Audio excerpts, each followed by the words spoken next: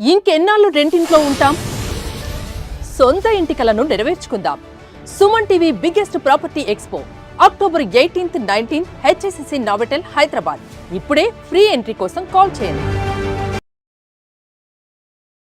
నమస్తే, welcome to Suman TV. ప్రస్తుతం మనతో పాటు ప్రముఖ మధుమేహ వైద్య నిపుణులు డాక్టర్ జి కిరణ్ గారు ఉన్నారు. వారితో మాట్లాడదాం. నమస్కారం డాక్టర్ గారు. నమస్తే అమ్మా. డాక్టర్ గారు, ఫ్రూట్స్ విషయం మాట్లాడుకుంటే డయాబెటీస్ ఉన్న వాళ్ళు ఎలాంటి ఫ్రూట్స్ తీసుకోవాలి? ఇది ఎప్పటికీ ఒక క్వశ్చన్ ఉండిపోతుంది. కొన్ని టెంప్టింగ్గా ఉంటాయి, సీజనల్ ఫ్రూట్స్ ఉంటాయి. సో అవి తినొచ్చా తినకూడదా, ఏ ఫ్రూట్స్ తీసుకుంటే మంచిది, అండ్ ఇప్పుడు వస్తున్న ఫ్రూట్స్ చాలా వరకు అవి ఎంతవరకు సేఫ్, ప్రత్యేకించి డయాబెటీస్ ఉన్న వాళ్ళకి? జనరల్గా ఇది వెరీ కామన్ క్వశ్చన్ అండి. డయాబెటీస్ ఉన్న వాళ్ళకైనా, లేని వాళ్ళకైనా, పిల్లలకైనా, ఇప్పుడు గర్భంగా ఉన్న వాళ్ళకైనా సరే, అదేవిధంగా వృద్ధాప్యంలో ఉన్న పెద్దవాళ్ళకైనా సరే. సింపుల్గా ఇప్పుడు జనరల్గా మేము ఎందుకు ఫ్రూట్స్ వద్దంటామంటే, షుగర్స్ ఎక్కువగా ఉన్నప్పుడు వీళ్ళు మళ్ళీ ఫ్రూట్స్ తింటే షుగర్స్ ఇంకా ఎక్కువ అవుతాయి అనేది డాక్టర్గా ఒక చిన్న మాలో ఒక ఆలోచన అనేది ఉంటుంది. ఓకే. సో ఫ్రూట్స్ మరి తీసుకోమని ఎందుకు చెప్తాము అంటే, ఫ్రూట్స్ తిన్నప్పుడు పర్సన్ హ్యాపీగా, కంఫర్టబుల్గా ఫీల్ అవుతున్నారు. ఎప్పుడైతే పలానా ఐటెం వద్దని చెప్తామో వాళ్ళు పేషెంట్గా బాధపడుతున్నారు. తినచ్చు అనే ఒక చిన్న పర్వాలేదు అన్నప్పుడు వాళ్ళు సంతృప్తిగా ఒక రోగి అనే భావంలో నుంచి బయటకు వచ్చి ఒక ఆరోగ్య వ్యక్తిగా వీళ్ళు ఫీల్ అవుతున్నారు. సో ఒక డాక్టర్గా ఒక వ్యక్తిని ఆరోగ్యంగా తను భావించటం, తను క్షేమంగా ఉన్నాను అని తన భావనలో, తన ఆలోచనలో ఉండటం ఎంతైనా ముఖ్యం అండి.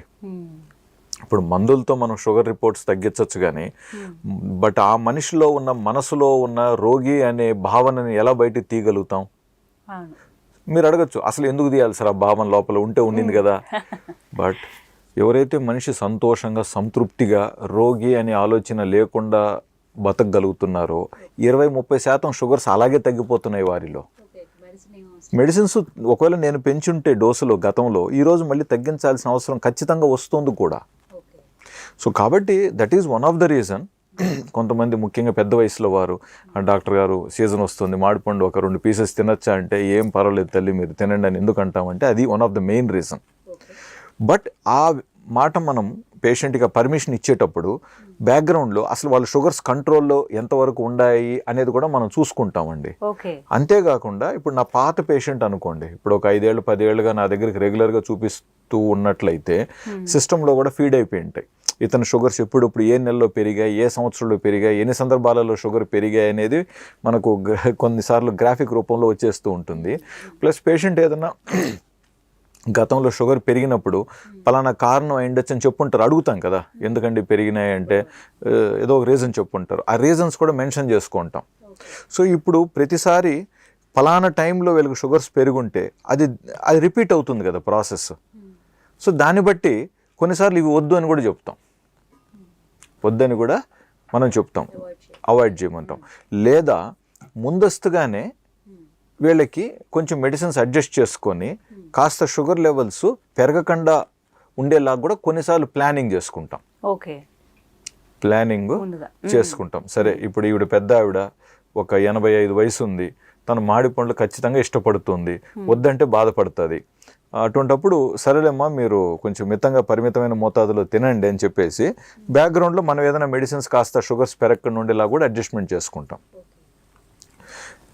మళ్ళీ బట్ లావుగా ఉన్నారు వ్యక్తి, ఒక 50 వయసులో ఉన్నారు, అటువంటప్పుడు ఇతను పరిమితం లేకుండా ఎక్కువ తినేస్తున్నాడు, టెంప్ట్ అయిపోతున్నాడు. అట్లాంటప్పుడు కొంచెం నిషేధించడం కూడా జరుగుతుంది. అయ్యా మిమ్మల్ని 2 పీసెస్ తినమంటే మీరు 2 మంచి పెద్ద సైజు పండ్లు తినేసి, పైగా ఒక పండు దాదాపు 1/2 కిలో ఉంటుంది, మీరు 2 పండ్లు అంటే తొక్క లోపల టెంకా పోగా కనీసం 500-600 గ్రాములు వస్తుంది. అంత తినేస్తే షుగర్ 200 పాయింట్లు పెరిగే ప్రమాదం ఉంటుంది. ఏది ఉన్న షుగర్కి అదనంగా 200 పాయింట్లు అంటే ఏమవుతుంది, 300 కూడా టచ్ అవ్వచ్చు. అటువంటిప్పుడు మళ్ళీ కొంచెం డిస్కషన్ జరుగుతుంది అతనితో. సార్ ఇప్పుడు మనం కూడా ఏదో ఫార్మాలిటీకి మీరు తినచ్చు అని చెప్తాం, కానీ మీరు దాన్ని భోజనంలాగా చేసేస్తే ఎట్లా సార్ అని చెప్పి ఎక్స్ప్లెయిన్ చేసి, చూడండి మీరు పోయిన సంవత్సరం కూడా ఈ మే జూన్ నెలలో మీ షుగర్స్ కూడా పెరిగాయి, హెచ్బిఎన్సీ కూడా పెరిగింది, కాబట్టి ఈసారి సీజన్లో దయచేసి మీరు పోయినసారిలాగా అలాగ వెచ్చలవిడిగా అన్నిటినీ తినేయకుండా ద్వారగా మాగిన కాయ మాత్రం తీసుకోండి. కొంచెం పచ్చి, కొంచెం పొలుపు, లైట్గా మాగిన కాయ. ప్లస్ అలాంటి కాయ ఎలాగో వాళ్ళు ఎక్కువగా తినరు, 2-3 పీసెస్తో లిమిట్ చేసుకుంటారు. ఈ విధంగా కొంచెం మనం రెగ్యులేట్ చేయాల్సింది కూడా ఉంటుందండి.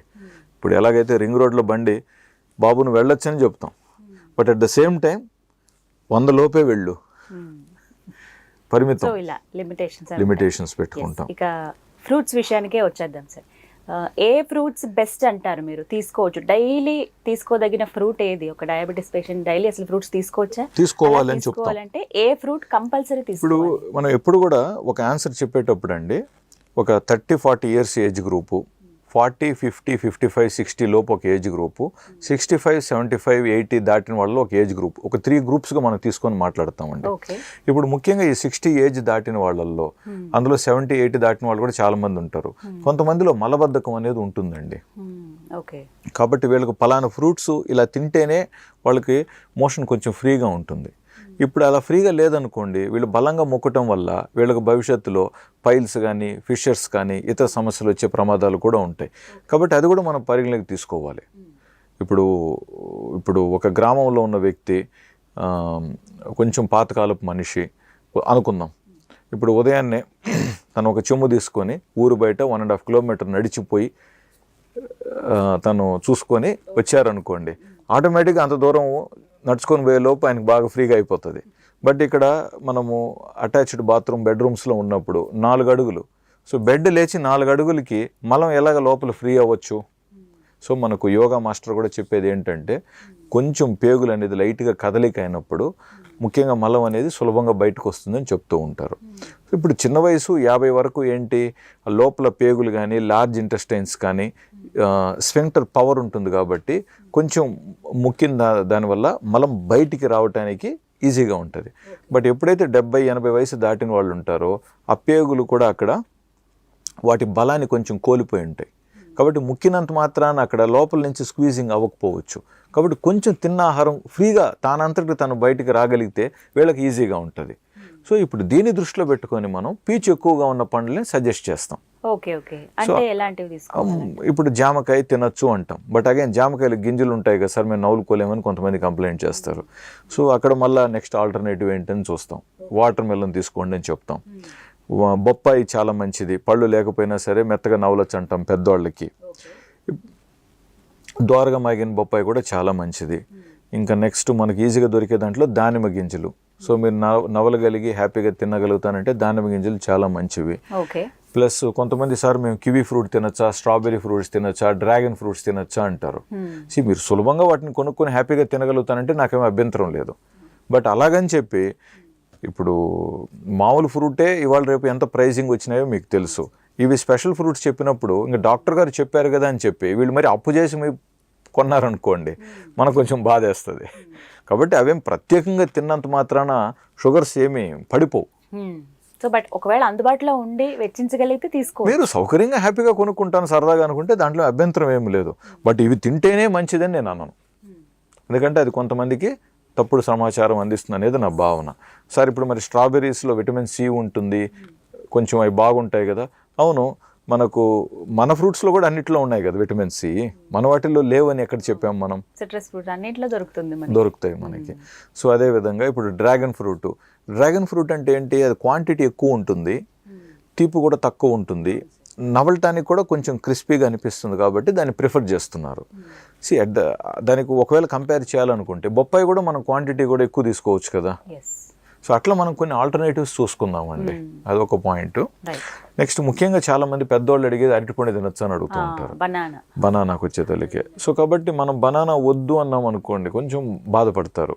పైగా వాళ్ళు ఏంటంటే ఒక సౌకర్యానికి అలవాటు అయిపోయి ఉంటారండి పెద్దవారి వయసులో, ఇది తినాలి. చాలా మందికి ఏంటంటే భోజనం చేసిన తర్వాత మన మొదటి నుంచి మనకు వస్తున్న బంతి భోజనం ఆచారం అయితే అరటిపండు కంపల్సరీ భోజనంలోనే పెట్టేస్తూ ఉంటారు సార్. సో పెరుగన్నం తిన్నామంటే దాంతోపాటు ఒక ఫ్రూట్ కంపల్సరీ తినాలి అన్న ఒక ఆలోచన పడిపోయింది. సో అలాంటి వాళ్ళకి ఏం సజెస్ట్ చేస్తారు మీరు? సో అక్కడ కొంచెం మనం ఆలోచించాలి, ఎందుకంటే అంత మనము ఫుడ్ తిన్న తర్వాత మళ్ళీ ఒక ఫ్రూట్ తింటే గ్లైసెమిక్ ఇండెక్స్ కొంచెం ఇబ్బంది అయ్యి షుగర్స్ పెరుగుతాయి.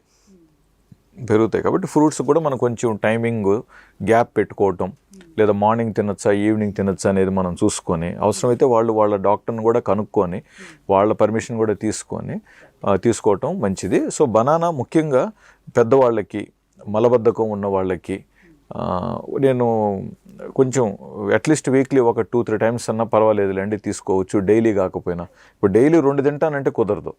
కొంతమందికి డైలీ 1 తిన్నా కూడా లైట్గా షుగర్స్ ఫ్లక్చుయేట్ అవ్వచ్చు. అలాంటి వాళ్ళకి ఆల్టర్నేట్ డే అని వీక్లీ 2 టైమ్స్ అలా చెప్పామనుకోండి, హ్యాపీగా ఫీల్ అవుతారు.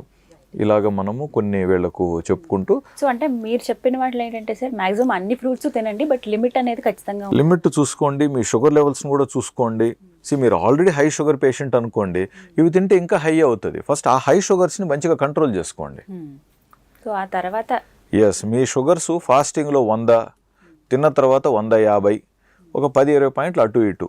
మీ HbA1c ఒక 7 లోపు ఉందనుకోండి, సో కొంచెం ఫ్రూట్స్ తినటానికి మీకు కూడా కొంచెం కంఫర్టబుల్గా ఫీల్ అవుతారు. ఇక్కడ చూసుకోవాల్సింది మళ్ళీ బరువు ఎక్కువగా ఉన్న మనిషి, బరువు నార్మల్గా ఉన్న మనిషి, లేదా బరువు తక్కువలో ఉన్న మనిషి. బరువు తక్కువగా ఉన్న మనిషికి అయితే మనం కొంచెం ప్రోత్సహిస్తాము. నార్మల్ బరువులో ఉన్న మనిషి అయితే యావరేజ్గా పర్వాలేదు అంటాం. బట్ బరువు ఎక్కువగా ఉన్న మనిషికి అయితే ఖచ్చితంగా మనం ఫ్రూట్స్ క్వాంటిటీ కొన్ని తగ్గించి వెజిటబుల్ సలాడ్ రూపంలో ఎక్కువగా ఎంకరేజ్ చేస్తాం. అది. సో ఒక సలాడ్ తీసుకున్నట్లయితే ఒక 200 గ్రాములు ఉన్న సలాడ్ తీసుకుంటే అందులో 70% పచ్చి కూరగాయలు, అంటే కీర, లేకంటే క్యారెట్, బీట్రూటు, టమాటా, గ్రీన్ పచ్చి బఠానీలు పీసు, ఇలాంటి కొన్ని రకాలు ఏదైతే మీరు కలుపుకోగలుగుతారో, పచ్చిగా తినగలుగుతారో వీటన్నిటితో సలాడ్ చేసుకొని కొన్ని ఫ్యూ పీసెస్ ఆఫ్ చిన్న చిన్న పైనాపిల్ ముక్కలు, కొన్ని దానిమ్మ గింజలు కానీ, ఇట్లా జామకాయ పీసెస్ కానీ, యాపిల్ పీసెస్ కొన్ని అందులో కట్ చేసుకున్నారనుకోండి, సో అది కలర్ఫుల్గా ఉంటుంది, మనకు స్టమక్ కూడా నిండుతుంది, తిన్నామన్న తృప్తి మిగులుతుంది. నాకు మీ షుగర్ పెరగకుండా ఉంటే అదే సంతోషం. ఎస్, అట్ లాస్ట్ అంటే అల్టిమేట్గా కావాల్సింది అదే లాస్ట్కి. రైట్ డాక్టర్ గారు, థ్యాంక్ యూ సో మచ్.